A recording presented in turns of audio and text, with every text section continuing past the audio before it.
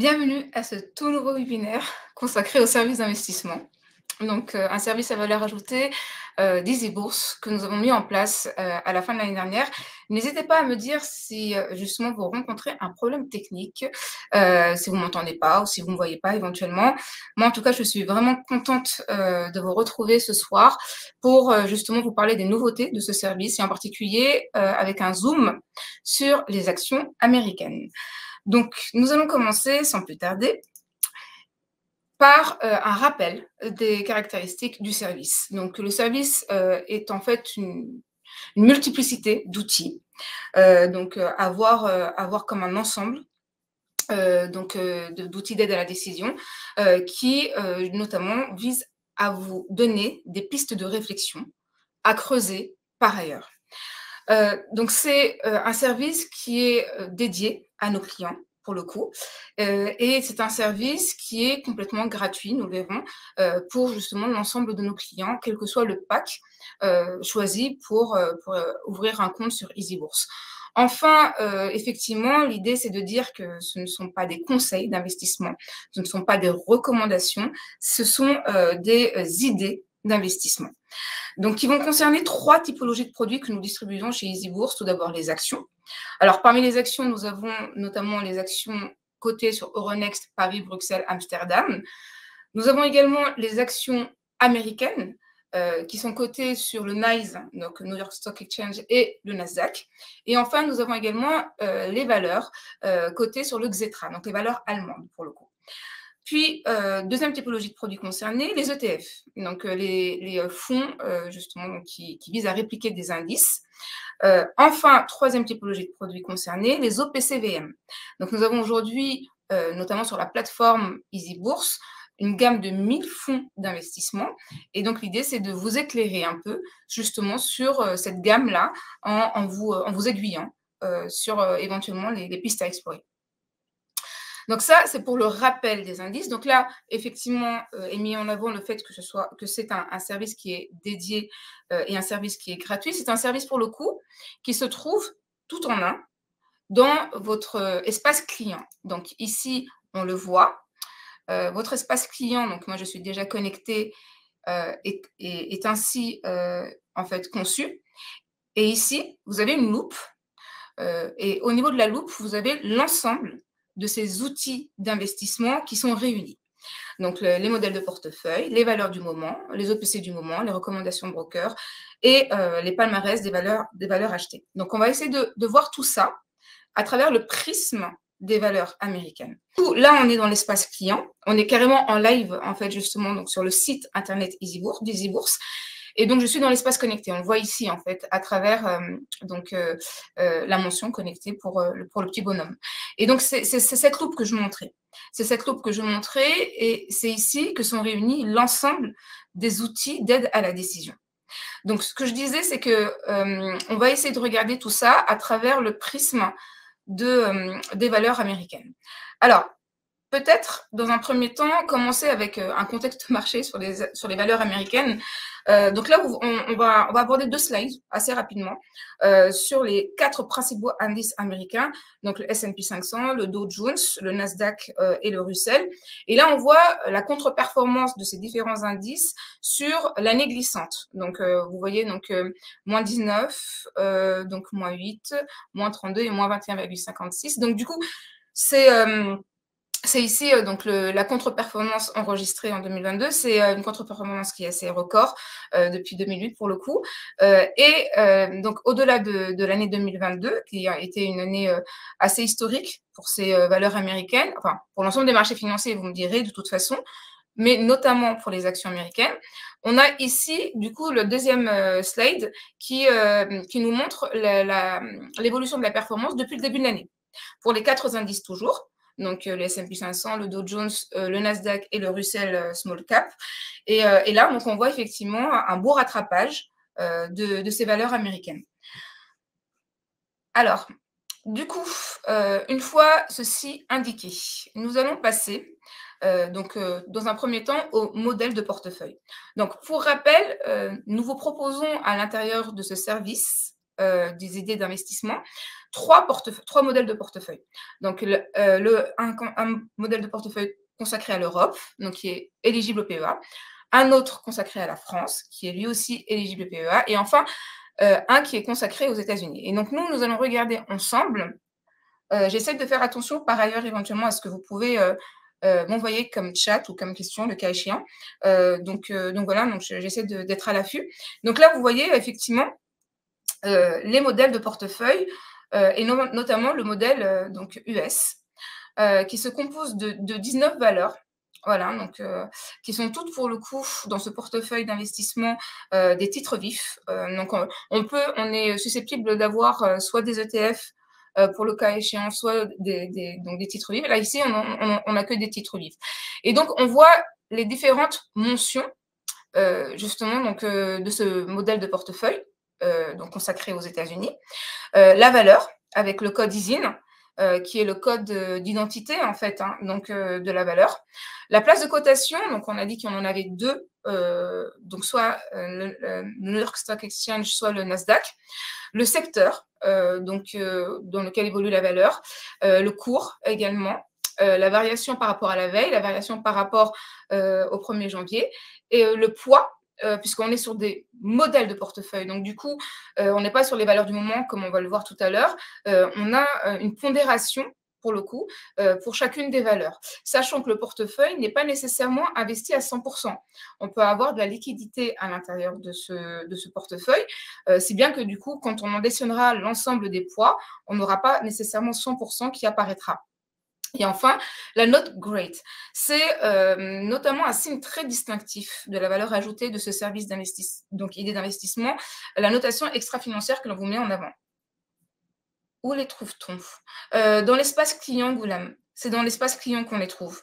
Donc, c'est ce que je disais. Donc là, vous avez l'espace client et vous avez la loupe qui, justement, fait apparaître l'ensemble des outils donc, que l'on met à disposition. Donc, du coup, concernant la notation GREAT que l'on met en avant dans notamment ce modèle de portefeuille, c'est une notation qui est spécifique à la Banque Postale Asset Management, qui découle d'une méthodologie propriétaire et on va le voir qui repose sur 4 piliers. Et elle vise à vous donner une idée justement sur le positionnement extra-financier du fonds. Alors c'est une notation qui est inversée, c'est-à-dire que plus on est proche de 1, enfin plus on est proche de 0, plus exactement, et plus la note est bonne. Donc en fait, on va voir par exemple que ici, S&P Global a une note de 1 qui est meilleure que celle de Bank of America, forcément, qui est une note de 5,65.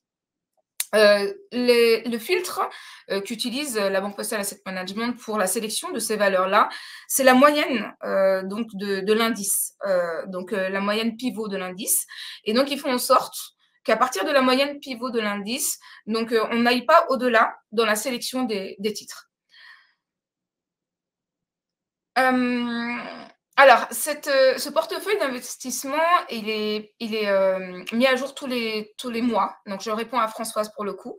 Donc, tous les mois, vous avez en principe de nouveau donc une mise à jour de ces portefeuilles avec mention en bas, notamment, de ce qui sort ou de ce qui entre justement donc, dans le portefeuille. Donc là, on voit que par rapport au mois passé, donc au mois de janvier, on a 2 valeurs qui ont disparu, Biomarin par exemple et Dupont de Nemo. Donc, et quand justement la valeur est nouvelle, dans ce cas-là, vous avez en fait une mention new qui apparaît ici, donc un petit flagship en fait new, qui vous indique que justement la valeur est nouvellement insérée. Oui, c'est selon les convictions du gérant complètement. Donc, il faut savoir que la Banque Postale Asset Management, pour le coup, qui est pilote de ces modèles de portefeuille, tient un comité d'investissement tous les mois. Tous les débuts de mois, ils tiennent un comité d'investissement où ils passent en revue leur vision macroéconomique et financière sur la croissance, bien entendu, sur l'inflation, sur les politiques monétaires, sur les risques géopolitiques.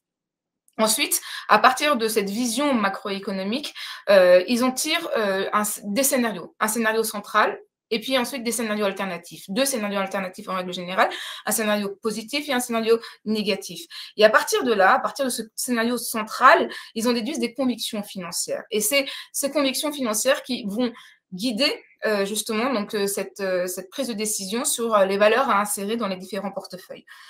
Je regarde toujours en même temps justement donc ce que vous m'indiquez à l'intérieur donc du chat et des questions. Donc, du coup, 19 valeurs aujourd'hui dans le modèle de portefeuille, notamment américain. On voit que c'est un modèle, un portefeuille qui est assez hétérogène, puisque en fait, on a pas mal de secteurs qui sont représentés. Donc, effectivement, donc l'informatique, on a justement donc les utilities, les services aux collectivités, la santé. Donc, du coup, ici, donc, on se rend compte que voilà, c'est une diversification est assurée en fonction justement donc, de la configuration qu'ils ont établie. Alors, je reviens sur la présentation et je vous indique que concernant les 19 valeurs du modèle de portefeuille, nous allons mettre en place, donc ce mois-ci, on le voit ici, sur une semaine, enfin sur 4 jours plus exactement, donc du 20 au 24 février, ce qu'on appelle une opération free trade. Donc, vous allez pouvoir bénéficier d'un remboursement des frais de courtage sur les ordres d'achat. Ordres d'achat sur les 19 en fait, actions qui sont mentionnées dont justement le modèle de portefeuille réservé aux actions américaines. Donc, c'est quelque chose que nous allons nous efforcer de réitérer en fonction justement donc, de la tendance du moment. Mais voilà, donc sachez que pour le coup, nous associons à ces outils hein, donc d'aide à la décision, des offres promotionnelles pour justement donc vous encourager en fait, vous motiver dans vos prises de décision pour le coup. Alors, contrairement à des idées reçues, il est possible de mettre des ETF calqués sur le Nasdaq dans un PEA. Oui, Philippe, on va le regarder tout de suite, enfin, vers la fin plutôt. Mais j'ai fait effectivement une sélection, parce que j'avais anticipé une question sur ce sujet-là. Et j'ai fait une sélection d'ETF, pour le coup, que nous avons, nous, sur notre site, et qui sont éligibles au PEA. Et ce qui est également intéressant, c'est que les ETF qui sont éligibles au PEA, notamment ceux qui suivent des indices américains, sont également parfois objets de free trade, d'offres promotionnelles. Avec des émetteurs d'ETF, par exemple Amundi ETF pour le coup, et donc on songe à vous proposer une free trade pour le coup en mars a priori. Voilà. Alors, je poursuis éventuellement donc sur les outils que l'on vous met à disposition. Donc, au-delà de ces modèles de portefeuille, nous avons également les valeurs du moment qui concernent 3 thématiques clés, donc structurelles pour le coup, l'environnement, la technologie et la santé. Et ce qu'il faut savoir, c'est que ces valeurs du moment que l'on va voir maintenant vont pouvoir concerner plusieurs zones géographiques et notamment les États-Unis. Alors, pour le coup, pour ce mois-ci, nous n'en avons pas de valeur américaine justement dans chacune de ces thématiques, mais on est susceptible éventuellement d'en avoir. Donc voilà. Donc là, les valeurs du moment, vous les trouvez également dans cet espace client ici, les valeurs du moment. Et la différence avec les modèles de portefeuille, c'est que nous n'aurons pas de poids, de pondération pour le coup, puisque l'idée, c'est justement donc, de faire du stock picking à votre guise. Voilà.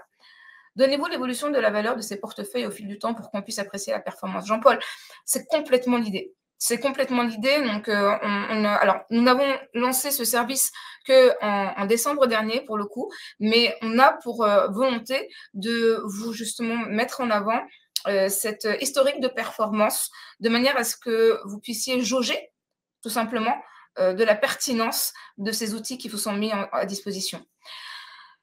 Nous poursuivons avec justement donc, les outils mis à disposition et nous allons maintenant parler. Alors, oui, donc là, on fait un focus sur la méthode d'analyse GREAT que je vous évoquais tout à l'heure et qui permet d'avoir des notations extra-financières liées aux différentes valeurs qui vous sont proposées. Donc, méthode d'analyse qui repose sur le pilier de la gouvernance responsable, sur le pilier de la gestion durable des ressources, sur le pilier de la transition énergétique et sur le pilier du développement des territoires. Cet aspect du développement du territoire est très atypique dans cette méthodologie extra-financière. On entend de plus en plus, de toute façon, d'émetteurs parler d'une évaluation extra-financière des valeurs dans lesquelles ils investissent.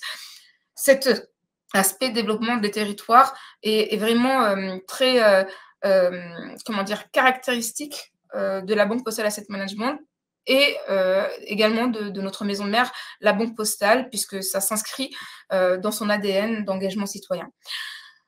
Pour le coup, nous poursuivons avec les sélections. Donc, les sélections qui vont concerner les fonds d'investissement, pour le coup. Donc, nous avons à l'intérieur de nos sélections, et notamment de la sélection générale, donc, qui se trouve ici. Donc, alors, notre sélection, donc là. Donc, une série de fonds d'investissement donc sur plusieurs classes d'actifs provenant d'une diversité d'émetteurs. Et concernant les actions américaines, nous avons 3 fonds qui sont particulièrement mis en avant. Donc, je reviens sur la présentation. C'est notamment un fonds de Alliance Bernstein sur les actions américaines avec un biais croissance. Également un fonds de Comgest qui concerne également les actions américaines avec un biais croissance. Et enfin, un fonds de la Banque Postale Asset Management qui est un fonds labellisé ISR et qui concerne les actions américaines. Donc, au-delà de cette sélection, on a également à l'intérieur de cette page OPCVM les fonds stars. Donc, alors, les fonds stars, c'est ce que l'on va avoir ici. Donc, du coup, donc voilà, donc vous allez dans également l'espace OPC. Et dans l'espace OPC, vous allez avoir cette icône, enfin, qui rend compte de fonds stars. Et à l'intérieur de ces fonds, donc là, on a justement donc, les actions américaines qui sont à l'honneur. Vous avez la possibilité de voir la fiche valeur correspondant au fonds d'investissement. Donc voilà, fiche valeur qui va à la fois comporter des informations financières et des informations extra-financières. Parmi ces informations extra-financières, vous allez avoir par exemple les labels, donc le label ISR d'État, mais pas que. Et vous allez avoir par exemple les Globe Morningstar, donc notre fournisseur d'informations sur les fonds d'investissement étant le cabinet de référence Morningstar. Celui-ci établit des globes donc sur une échelle de 1 à 5 pour rendre compte de la durabilité du fonds d'investissement. Et donc, du coup, là, on est clairement non seulement face à un fonds d'investissement qui est labellisé ISR, hein, mais en plus, on est face à un fonds d'investissement qui a 5 globes Morningstar. L'un ne va pas automatiquement avec l'autre. Donc, on peut avoir des fonds labellisés qui, malheureusement, n'ont pas forcément le nombre maximum de globes Morningstar. S'agissant des valeurs du moment dont vous venez de parler, sont-elles accompagnées d'arguments pour justifier votre choix? Alors, ce que je peux vous dire, c'est que lorsque vous allez dans les outils, donc par exemple les valeurs du moment, donc puisque c'est la question qui est ici posée, nous avons la possibilité, à l'intérieur de la thématique considérée, d'avoir donc justement des liens cliquables. Et en cliquant sur le lien, vous allez avoir la fiche valeur de l'action associée. Donc là, par exemple, on a ASML Holding qui est mise en avant donc, dans le portefeuille environnement, dans les valeurs du moment, pardon, environnement. Et donc, cette fiche valeur va vous permettre, comme je l'indiquais en amont de la présentation, de creuser, d'aller un peu plus dans justement donc, ces idées que l'on vous met en évidence. Alors, donc du coup, je pense avoir répondu à votre question, Dominique. Voilà, donc après, est-ce qu'il y a des arguments autres du gérant? Non, en tant que tel. Donc en fait, on a juste l'évocation de cette liste. Et après, c'est à vous éventuellement de vous faire cette appréciation en fonction des éléments que vous met en évidence dans la fiche valeur. Ce fonds Amérique, donc Coupon Réinvesti, n'est-ce pas? Oui, c'est un fonds qui capitalise, exactement, Françoise. Que signifie ISR pour investissement socialement responsable? C'est un sigle qui est de plus en plus à la mode. Investissement socialement responsable, mais c'est un fourre-tout, pour le coup. Et il faut faire attention à ce fourre-tout, qui doit être corroboré par un faisceau d'indices. Alors, parmi les indices, l'indice le plus emblématique, c'est le label. Donc, on a en France, notamment, 4 labels qui rendent compte de cet aspect investissement socialement responsable, que sont le label ISR d'État français, le label Greenfin. Alors, le label ISR, donc investissement socialement responsable, c'est un label plutôt hétérogène pour le coup, donc voilà, mais qui suppose une certaine méthodologie dans le processus d'investissement et dans l'intégration des critères ESG, environnement social et gouvernance, donc à l'intérieur du fonds. Ensuite, on a le Greenfin qui, lui, va surtout concerner les fonds de transition énergétique, les fonds climat. Le fonds Finansol, le label Finansol, qui lui va concerner les fonds solidaires. Et enfin, le label Relance, que nous considérons également, qui est un label qui, en fait, vient, comment dire, j'allais dire stigmatiser, mais c'est pas une question de stigmatisation. Donc, qui vient en fait renseigner, pardonnez-moi, les fonds qui investissent dans notamment les PME ETI françaises en premier lieu et européennes également. Donc, oui, Françoise, c'est ça, mon capitalisation. Ouais. Ensuite, donc ce que je voulais vous indiquer également, au-delà des sélections, donc et notamment des fonds d'investissement qui investissent dans les actions américaines, aujourd'hui, on est sur une liste globale, donc puisqu'on a dit qu'on était sur 1000 fonds, on est sur une liste globale d'une 50aine de fonds qui sont spécifiquement axés sur les actions américaines. Parce que au-delà des actions américaines, on a aussi les obligations d'entreprise américaines, donc dont je ne parle pas ici pour le coup. Et puis on a également les allocations diversifiées ou les allocations monde qui vont également investir dans les actions américaines, mais pas uniquement. Donc, mais sinon pour les fonds exclusivement dédiés aux actions américaines, on est aujourd'hui sur une liste d'une 50aine de fonds. Et sachant que nous, notre volonté, c'est vraiment d'associer le track record, l'historique de performance solide du fonds avec son aspect durabilité également. Donc, nous poursuivons avec, pour le coup, donc les fonds stars que je vous évoquais tout à l'heure.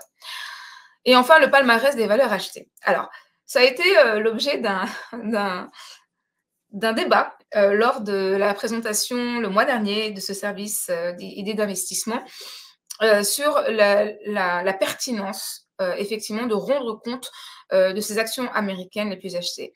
Et j'indiquerai que d'une part, nous avons créé un nouveau dossier sur le sujet qui en fait tend à vous renseigner sur les actions américaines les plus achetées en janvier 2023 et également sur 12 mois. Et donc on va le voir tout de suite, c'est un dossier qui rend compte de 3 typologies de sociétés, donc les large cap, les mid cap et les small cap. Donc on a fait en sorte de rendre compte de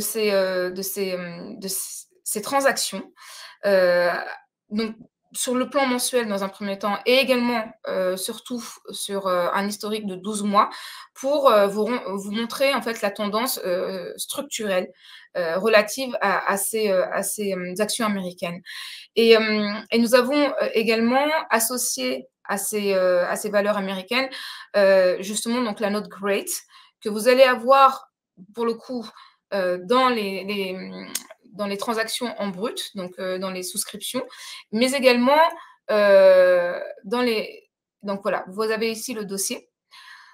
Donc vous avez ici voilà, donc le zoom sur les large cap américaines les plus achetées.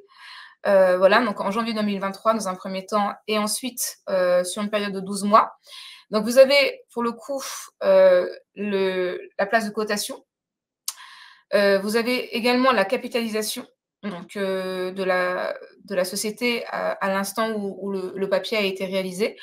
Le secteur également correspondant, la notation Great et le poids justement donc, de la valeur à l'intérieur du gisement. Pour le coup, ici à l'intérieur du gisement des large caps sur le mois de janvier. Alors, du coup, effectivement, donc on a souhaité vous rendre compte de cette dissociation par capitalisation. Donc, large cap étant au-dessus de 10 milliards d'euros, les mid cap entre 1 et 10 milliards d'euros et les small cap en dessous de 1 milliard d'euros pour éviter effectivement les phénomènes à la mode et puis vous éclairer sur des valeurs que vous ne soupçonnez pas nécessairement et qui peuvent vous intéresser eu égard en fait soit au secteur, soit à la notation extra-financière. Donc voilà, l'idée encore une fois, c'est de vous donner toute une palette de pistes à explorer et ensuite à vous de voir à l'intérieur de ces différentes palettes de quelle manière vous pouvez confirmer votre appréciation justement du titre en question. Sachant que par exemple, une chose que je ne vous ai pas nécessairement montrée, c'est que dans alors, je reviens sur les sélections que nous évoquions tout à l'heure, donc les OPC du moment pour le coup. Nous avons à l'intérieur de la fiche valeur donc liée à l'OPC. Alors, nous allons pouvoir y aller comme ça. Voilà, donc à l'intérieur de la fiche valeur, et ça a son importance, le top 10 des valeurs. Et en fait, en combinant une vision, donc on les voit ici en fait, normalement. Voilà, donc ici vous avez le top 10 des valeurs à l'instant T. Donc en combinant à la fois les valeurs du moment, mais également surtout les modèles de portefeuille, également les top 10 des fonds d'investissement et les transactions de nos clients, vous avez la possibilité, pour le coup, de vous faire, de vous forger votre opinion sur la pertinence d'une valeur à un instant donné. Donc, si effectivement, par exemple, la valeur est à la fois dans le modèle de portefeuille, mais également figure dans le palmarès des transactions et également et dans les portefeuilles dédiés aux actions américaines que nous proposons, on peut se dire a priori que justement, donc, il y a matière à s'intéresser de plus près à cette valeur en question. Donc voilà, donc c'est la raison pour laquelle j'évoquais au début de notre présentation le fait que c'est vraiment une palette d'outils à utiliser de manière combinée et pas uniquement en fait donc de manière isolée pour le coup. Et c'est ce qui m'amènera à vous indiquer que donc le dernier outil effectivement que vous pouvez utiliser, ce sont les recommandations des brokers. Les recommandations des brokers qui vont concerner également des valeurs américaines à un instant donné. Donc, ce sont des avis émis, enfin des opinions émises par des sociétés financières, donc pour le coup, et qui vont vous conforter sur, là encore, l'achat du titre que vous avez dans votre collimateur. Donc, ça, c'est le dernier justement donc outil aujourd'hui proposé. Donc pour le coup, on a par exemple 4 exemples ici sur Ralph Lauren, Nvidia, Uber ou encore Microsoft qui sont de ce mois de février et qui vous permettent là aussi donc de voir éventuellement si la valeur vous semble intéressante ou pas. Donc ça, c'est pour le dernier outil proposé. Donc, du coup, c'est un service voilà, qui vise à vous accompagner, donc avec une forte composante extra-financière qui est mise à jour régulièrement, qui a vocation à être étoffée. Et si vous me le permettez, j'aimerais vous poser 3 questions, en fait 3 sondages pour le coup. Et donc, je vous les publie. Le premier sondage, c'est: pensez-vous que c'est le bon moment pour investir dans les valeurs US? Donc à vous de voilà, de me dire ce que vous en pensez, puisque la thématique de ce mois-ci, ce sont effectivement les valeurs US. Donc voilà, je viens de vous faire, apparaître, le sondage. Ce sont des sondages qui, nous aident, nous, également, à forger, ce service, idée d'investissement pour répondre au mieux à vos besoins et à vos attentes. Donc du coup, ben, voilà, je vous serais reconnaissante d'y répondre dans la mesure de votre possible. Je vous lance le 2e sondage, c'est, quels produits financiers vous envisagez de privilégier pour, vous exposer aux valeurs US? Donc du coup, je publie également. Vous avez la possibilité a priori, de donner plusieurs réponses. Donc, le 3e sondage, c'est, parmi les différents outils présentés, lequel vous paraît être le plus utile? Donc, voilà. Donc je vous propose également le sondage. Et enfin, le dernier sondage, c'est: est-ce que vous souhaitez voir un autre outil apparaître dans le service idée d'investissement? Alors ici, l'idée, c'est de répondre oui ou non, mais surtout, pour, en fait, étayer votre réponse, et nous indiquer lequel, parce que le sondage, hein, malheureusement, c'est des sondages, avec réponse, uniquement, voilà, donc oui, non ou réponses multiples. Mais là, pour, indiquer, ce que vous souhaiteriez voir dans dans ce service-là, n'hésitez pas à utiliser le chat. Et donc du coup, ça nous permettra à nous, pardon, encore une fois, d'étudier en fait, vos souhaits, pour les mettre en place. Donc on en a 4 et voilà, et l'idée, c'est véritablement de composer avec vous, pour encore une fois mieux répondre justement donc, à vos attentes, et à vos besoins.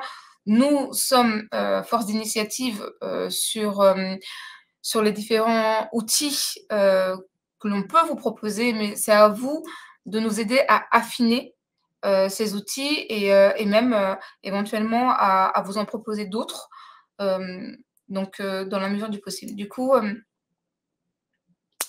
avec les outils que vous proposez, c'est déjà pas mal pour y travailler plus tard, peut-être d'autres angles, mais votre approche est assez complète.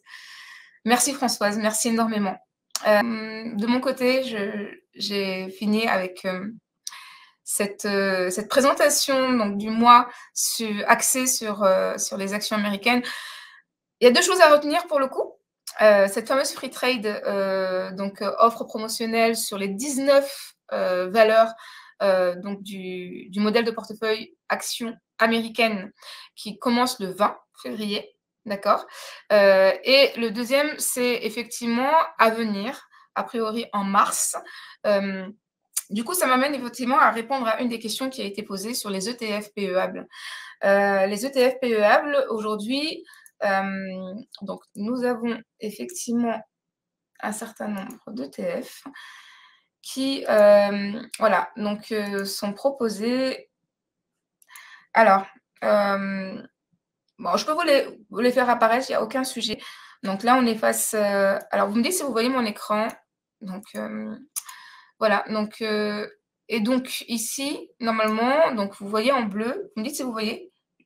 Lien alors, il faudrait rappeler au donc voilà, pourquoi ne lanceriez-vous pas un mini club autour des clients qui se connectent en leur donnant la possibilité d'échanger quand ils ont participé à la session? Oui, oui Françoise, en fait, l'idée du club d'investissement, c'est quelque chose que l'on a également à l'esprit. Très sincèrement, on souhaiterait, vous fédérer, autour d'une thématique et voilà et envisager ensemble, voilà des discussions, alors soit parce que notre outil nous le permet, soit par chat interposé, mais bon, soit éventuellement aussi, donc de manière, en visio quoi, en visio, donc on a la possibilité de le faire. Vous voyez pas l'écran Hélène? D'accord. Alors dans ce cas-là, je vais partager cet écran-là, effectivement.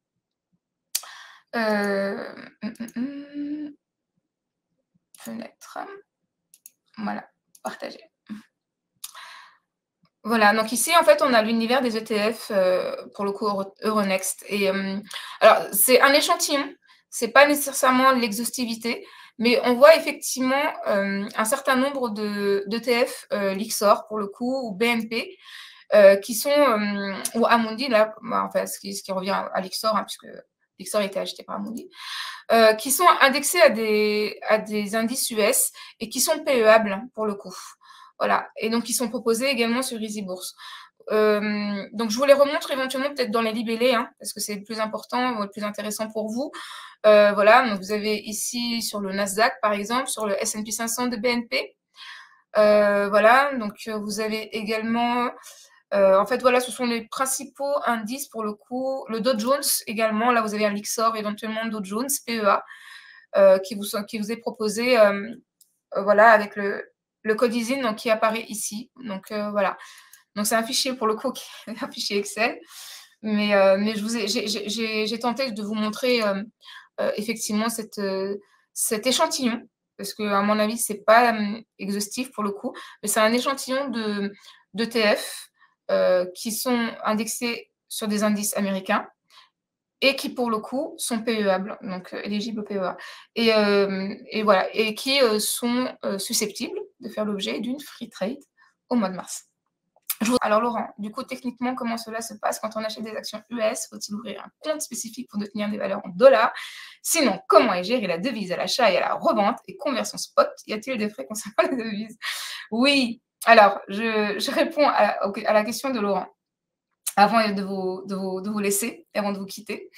Compte titre, pour le coup, si on veut des titres vifs. Donc, compte titre. Concernant la devise, effectivement, il y a des frais, mais la bonne nouvelle, c'est que à partir du mois de mars, on était sur des frais de 30 BP. Là, a priori, on s'achemine vers des frais de 5 BP uniquement.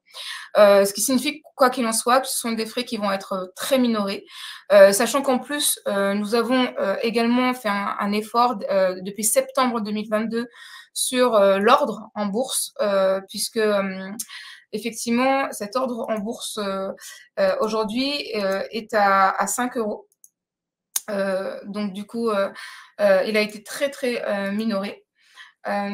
Et donc vous avez donc hormis la free trade bien entendu, hein, donc vous avez des tarifs très avantageux aujourd'hui pour l'achat d'actions américaines, que ce soit pour les frais de courtage ou que ce soit également concernant les frais de conversion donc liés à la devise. Voilà, l'idée étant justement de vous servir au mieux concernant les frais associés à vos transactions. Donc il y a un vrai effort qui a été réalisé et du coup, en fait, je vous invite à regarder nos différentes brochures de manière à voir davantage ce qu'il en est. Mais voilà, sachez qu'en septembre 2022, le prix de la transaction donc, a été énormément minoré et que là, en fait, d'ici donc le mois de mars, nous allons vers également des frais liés à la devise, donc qui vont être également très limités. Voilà. Du coup, je vous en prie, Laurent. Moi, je vais vous laisser pour aujourd'hui. Je vous remercie énormément pour votre participation et je vous souhaite une très, très, très belle soirée. Je vous dis rendez-vous très bientôt. Je garde à l'esprit cette idée du club d'investissement. Et puis j'espère effectivement pouvoir le mettre en place. Merci énormément à tous et je vous dis à très bientôt. Au revoir.